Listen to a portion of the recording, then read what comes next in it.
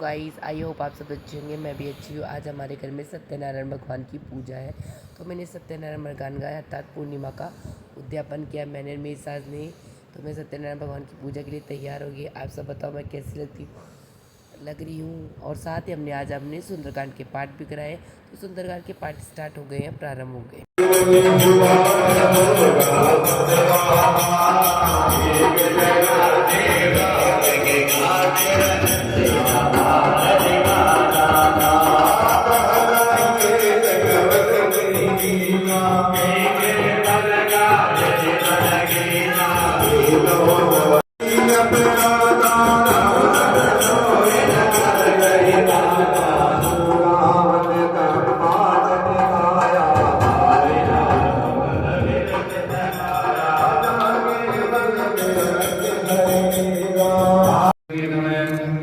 एक समय नेमिषारण्य तीर्थ ने सोनकादि 88,000 ऋषियों ने श्री सूत जी से पूछा, हे प्रभु, इस कलयुग में वेद विद्या से रहित मनुष्यों को प्रभु भक्ति कैसे प्राप्त होगी, उनका उद्धार कैसे होगा।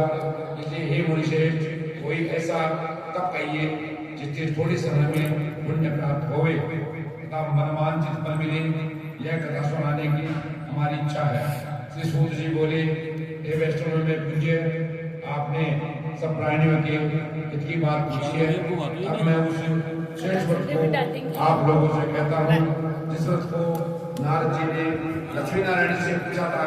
वो लक्ष्मीपति भगवान विष्णु ने नारद जी से कहा था। ध्यान से सुनिए, बोले लक्ष्मी नारायण भगवान की जय। एक समय योगी राज नारद जी दूसरे की किसी इच्छा से अनेक लोकों में घूमते हुए मृत्यु लोक में आ पहुंचे।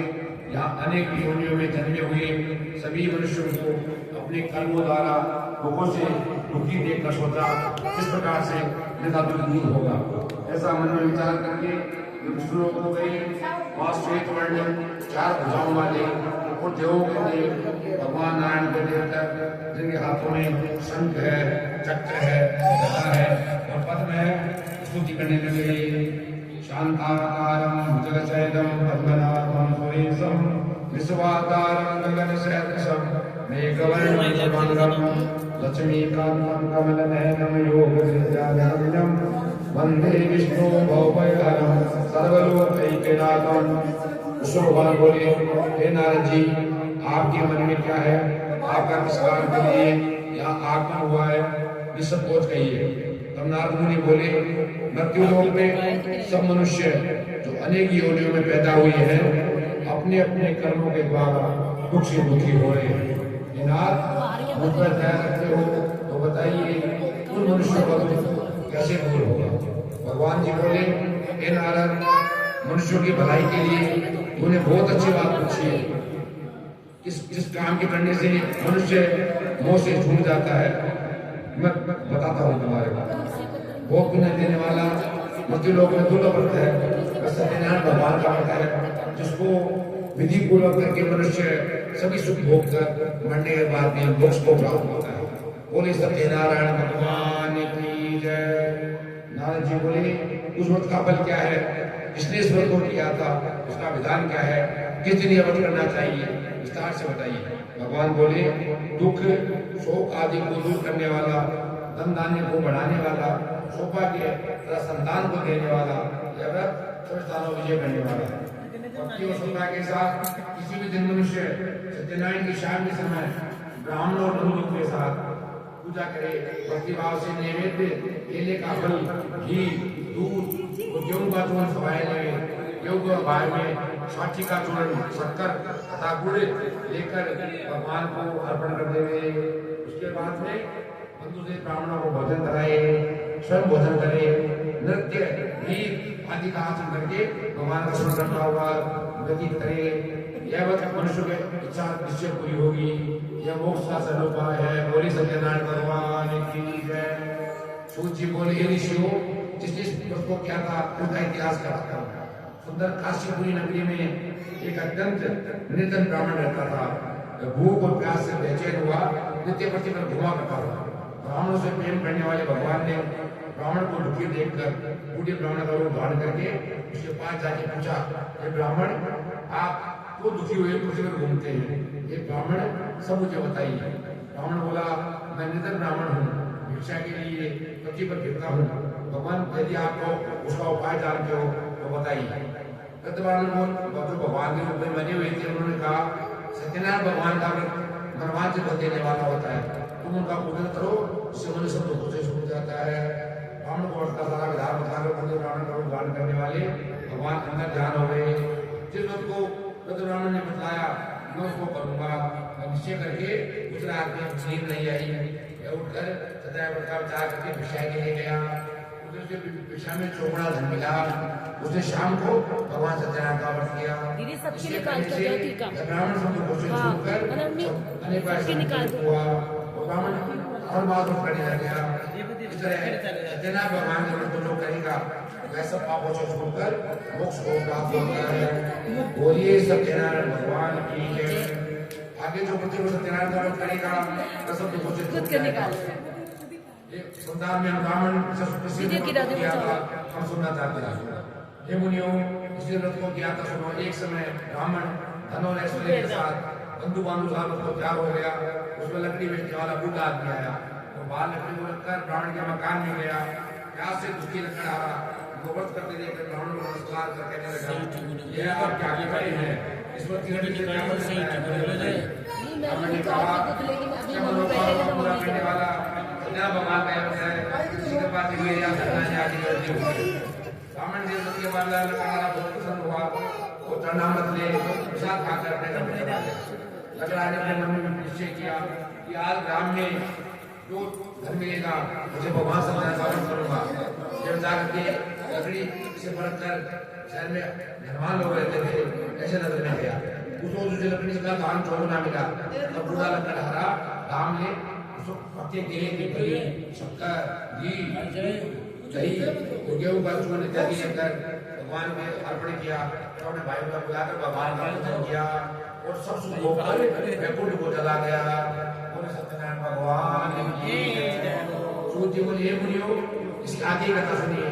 पहले समय में उल्कामुख नाम का एक बुद्धिमान राजा था, सत्यवक्ता और जितेंद्रिय थे। वह देवताओं पर जाता था, गरीबों को धन देकर उन्हें कष्ट दूर करता था। उनके कमल के समान मुख वाली पत्नी थी। मधुशिला नदी के तट उन्होंने सत्यनारायण का व्रत किया। उस समय से वहाँ एक साधु वैश्य आया, उसके पास व्यापार के लिए बहुत सा धन था। वह नाव को किनारे पर चलाकर राजा के पास गया। राजा को देखकर पूछा, हे राजन, क्या कर रहे हैं? सुनने की इच्छा है, मुझे बताइए। राजा बोला, हे साधु, यह मैं भगवान सत्यनारायण का व्रत कर रहा हूँ। फिर राजा मुझे इसका विधान कहेंगे, मैं भी आपके व्रत को करूंगा। मेरे कोई संतान नहीं है, मैं निश्चय होगी। राजा से विधान सुनकर वह घर में गया। साधु ने अपने से संतान देने वाले उनका समाचार सुनाया और कहा कि जब मेरी संतान होगी इस व्रत को मैं करूंगा। साधु से ऐसे वचन अपने स्त्री लीलावती से कहे। लीलावती से आनंदित हो गई, वो भगवान के पास गर्भवती हो गई। 10वें महीने में सुंदर कन्या का जन्म हुआ। दिन दिन वह कन्या बढ़ने लगी। शुक्ल पक्ष का चंद्रमा बढ़ता है। कन्या का नाम लीलावती रखा गया। तब लीलावती ने अपने पति से कहा कि आपने संकल्प किया था कि जब आपकी संतान होगी इस व्रत को करेंगे, अब आप करिए। साधु बोला, जब इसका विवाह हो जाएगा तब मैं इस व्रत को करूंगा। लीलावती पितृगण में मृत्यु को प्राप्त हो गई। साधु ने जब नगर में सखियों के साथ उस पुत्री को देखा तो दूतों बुला आगे पुत्री के लिए कुछ सूर्य व्रत लेकर लाओ। साधु क्या क्या पाकर कंचन नगर पहुंचे, जहाँ बड़े पुत्रों को लेकर आ गए और लड़कों को साधु ने अपने लड़की का विवाह उससे कर दिया। तो दुर्भाग्य से उस व्रत को करना भूल गया। तब भगवान क्रोधित हो गए और उन्होंने उनको श्राप दिया कि तुम्हारे को बहुत दुख प्राप्त होगा। अपने कार्य कुशल साधु बनिया जमाता सहित रतनपुर नगर में गया और वहां दोनों ससुर जमाई चंद्रकेतु राजा की यहाँ व्यापार करने लगे। एक रोज भगवान सत्यनारायण की माया से कोई चोर राजा का धन चुरा कर भागा जा रहा था। तो राजा ने दोनों को आके देखकर चोर ने घबरा कर भागते राजा के धन को वहां चुरा कर दिया। ससुर जमाई ठहरे हुए थे तो दूसरे ने उस साधु के जैसे बाद राजा का धन देखा तो सोचा ये दोनों चोर हैं।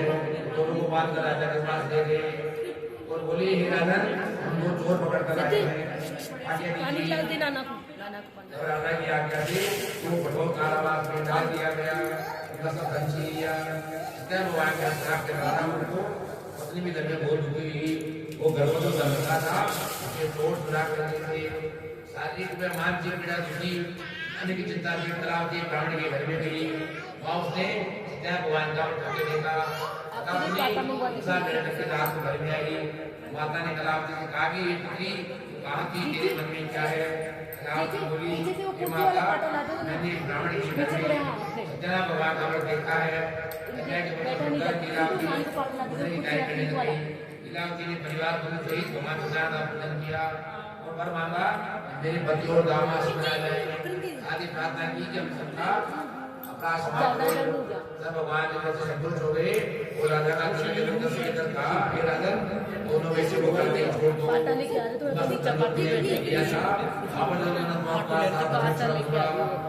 ने ऐसे वचन देकर भगवान का ध्यान हो गए। तब राजा कहते तूने सभा में दोनों को नमस्कार किया और कहा कि मेरे कारण आप लोग हुआ है, तो आपने घट जाइए। निश्चित ने मुलाकात करके यात्रा प्रारंभ की। चला गया चलते ही दंडी वेदारी सत्यनारायण भगवान ने उनसे पूछा, ये साधु तेरी नाव में क्या है? मणिकस्ता हुआ बोला कि दंडी आप जो पूछते हो या धन लेने की इच्छा है, मेरी नाव में तो वेद और पत्ते भरे हैं। भगवान ने कहा तुम्हारा वचन सत्य हो। दंडी ऐसा कह करके दूर चले गए, समुद्र किनारे जाकर बैठ गए। दंडी के जाने पर ऋषि ने नित्य क्रिया करने के बाद नाव को ऊंची करके देखा, नाव में वेद और पत्ते भरे थे। वह मुझसे धोकर गिर गया। फिर उठा आने पर करने लगा। उसका दामाद बोला ये शोक में मत कीजिए, ये उस दंडी का श्राप है, उस शरण में चलना चाहिए, तभी आपकी मनोकामना पूरी होगी। दामाद के वचन सुनकर दंडी के पास गए और बोले मैंने जो आपसे असत्य बोल गए थे उनको क्षमा करो। ऐसा कहकर वे बचोने लगे। दंडी भगवान बोले मेरी आगे तुमने बार बार तू प्राप्त किया है, तू मेरी पूजा से विमुख हुआ है। अब पता है आपकी माया से मोहित ब्रह्मा भी आपको नहीं जान सकते, मैं कैसे जान सकता हूँ? आप प्रसन्न होइए, मैं आपका व्रत करूंगा। पहले समान रूपा में धन बढ़ गए, उसके पश्चात धन हो गए, ऊपर देकर प्रधान हो गए। तो उन्होंने नाव में आपको देखा कि नाव दर्जे परिपूर्ण है। भगवान सत्यनारायण का पूजन का साधन है। नगर को चला, जब हमने निकट पहुंचा तब वो को घर भेजा। वो अपने साधु के घर जाकर नमस्कार करके कहा कि साधु अपने दामाद के साथ घर पे आ रहे हैं। साधु की स्त्री बड़ी हंस से उसने अपने पुत्र से कहा ये पति मैं अपने पति दर्शन को जाती हूँ, तो काय के पूर्ण आ जा। और कलावती अपने पति के पास चली गई। प्रसाद का अपमान करने के कारण भगवान समझे रुष्ट हो गए। उन्होंने अपने पति को नाव से डुबो दिया। कलावती अपने पति को देखकर गिर गई। नौका को डूबा हुआ देखकर कन्या को मुझे बोला हे प्रभु मुझे नहीं कोई बात को ना आ जाओ आकाशवाणी हुई कि साधु तेरी कन्या मेरे पिता को छोड़कर आई है, उसका पति अदृश्य हो गया है। यदि वह घर जाकर प्रसाद खाकर लौटेगी उसका पति अवश्य मिलेगा। ऐसी आकाशवाणी सुनकर कलावती ने घर पहुंचकर प्रसाद खाया, पिता के पति के दर्शन किए। साधु ने बंधुआ से भगवान का पूजन किया और वह हर पुण्यमा को भगवान का वध करने लग गया। फिर लोग तो शुभ होकर सब लोग को चला गया। बोली सत्यनारायण भगवान की जय। सूजी बोली हे ऋषियों और कथा बताता हूँ। प्रजापाल में एक दिन कुंभध्वज नाम का राजा था। उसने भगवान का प्रसाद त्याग कर भोग उठाया। एक वन में जाकर वन्य पशु को मारकर बड़ी पेड़ के नीचे आया और उसने ग्वालों को भक्ति भाव से भगवान का पूजन करते देखा। राजा मान माने गया और नमस्कार दे दिया। जब ग्वालों ने प्रसाद उसके सामने रखा, उस प्रसाद को त्याग कर नगरी में चला गया। वहाँ उसने असत्य नष्ट पाया तो वह जान गया ये सब भगवान ने किया है। जब वह ग्वालों के पास गया तो भगवान ने प्रसाद ग्रहण किया तो भगवान के पास पहले जैसा हो गया। देर काल तक चुप होकर सर्वलोक को चला गया। जो मनुष्य व्रत करता है भगवान की कृपा से धन की प्राप्ति होगी, निर्धन धनी हो जाएंगे। बंदी बंधन से जो बंदी में हो जाता है, संतान इन्हों को संतान प्राप्ति होती है, उसका मनोपूर्ण होकर अपने वैभव हो जाता है। बोले सत्यनारायण भगवान की जय। इसने व्रत को किया, उनके पूछ कथा कहता हूँ, तब सतानंद ब्राह्मण ने सुदामा का जन्म लेकर मोक्ष पाया। उनका मुख नाम का राजा दशरथ होकर वैकुंठ को प्राप्त हुआ। साधु नाम में ने मूल ध्वज बनकर अपने पुत्र को आर्य से चेतन मोक्ष को प्राप्त किया। तुम ध्वज महाराज शंभु होकर मोक्ष को प्राप्त किया। बोले सत्यनारायण भगवान की जय। हाँ भैया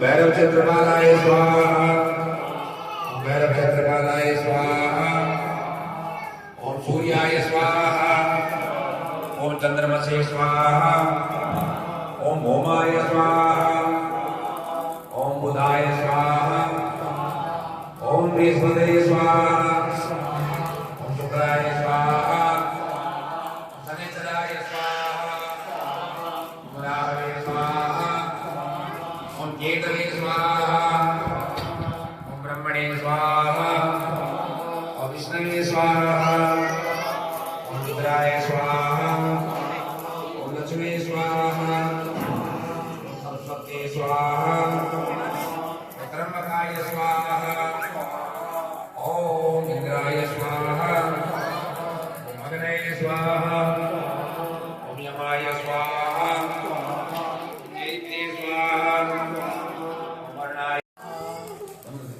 स्वाहा, स्वाहा, स्वाहा,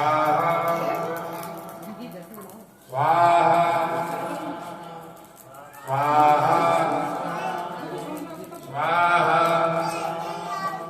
स्वाहा, स्वाहा, स्वाहा। और जगह आजो सब आजो शाम भाई साफ कर गया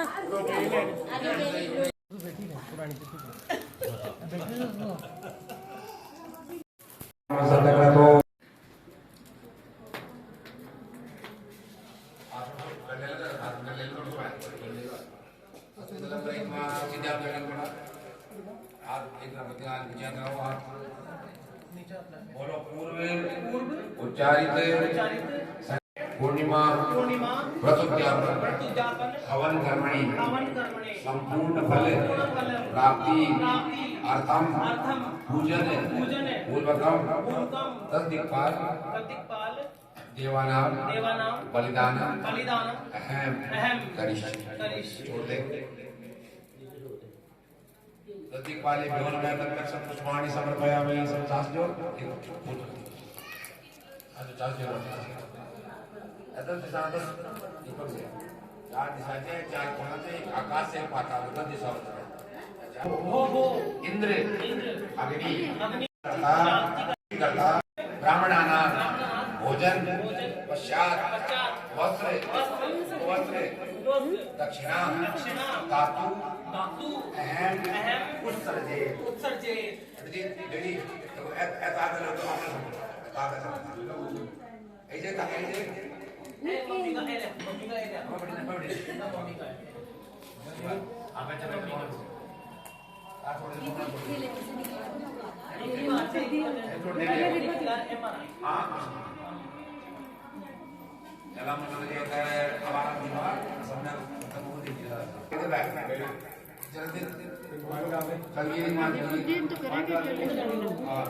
लुगाई करा ना 11 भी करा फिर तो दोनों 11 कर दी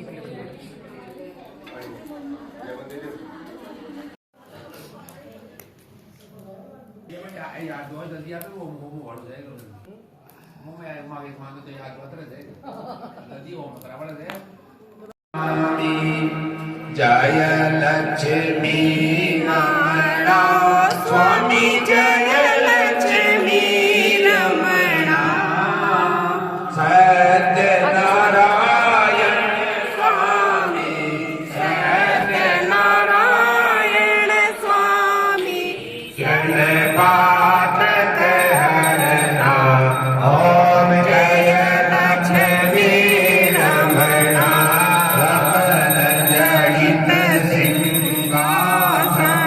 अद्भुत छनि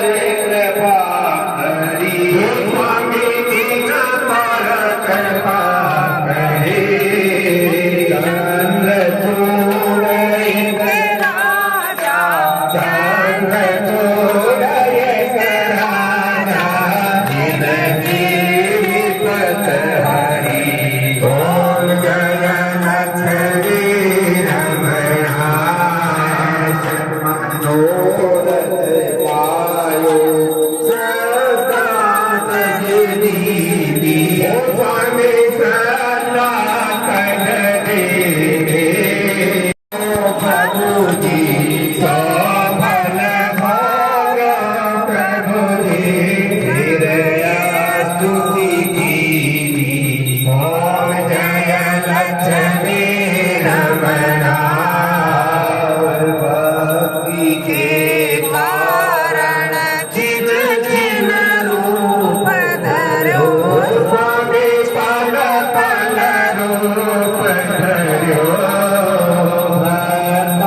भगवान की सेवा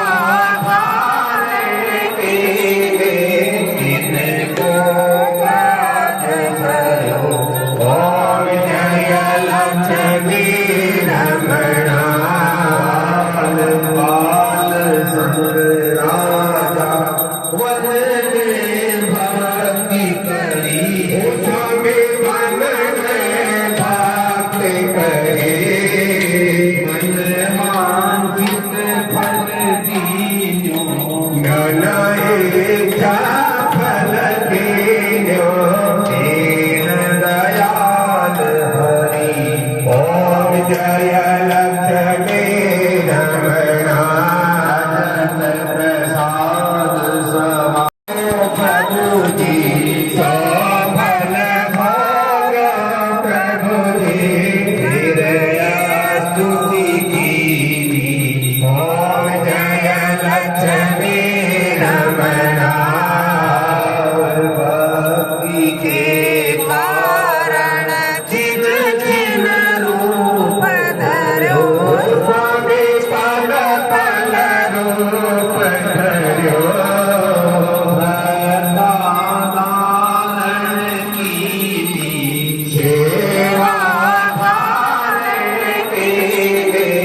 इनको काज करो ओम जय लक्ष्मी रमणा बाल राजा वदने भक्ति करी स्वामी मन में भक्ति करी मन मांगित फल दीनो नाना इच्छा फल दीनो दीन दयाल हरि ओम जय लक्ष्मी रमणा प्रसाद समा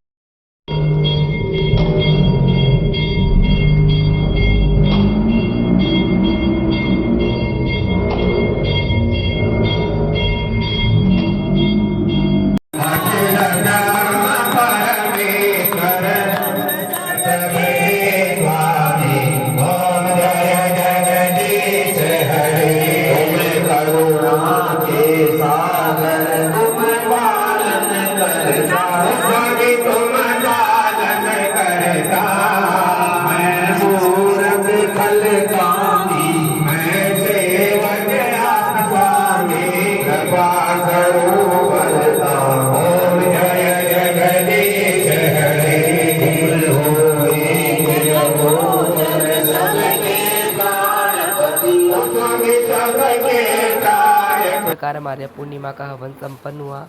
उसके बाद में हमारे बड़े में वस्त्र देते हैं, तो मेरे मम्मी पापा ने मेरी सासू माँ और हम लोगों को वस्त्र दिए, क्योंकि हमारी परंपरा है जो भी हवन पूजा में बैठते तो उससे बेटी के पीहर से वस्त्र कपड़े और ये सब आते हैं।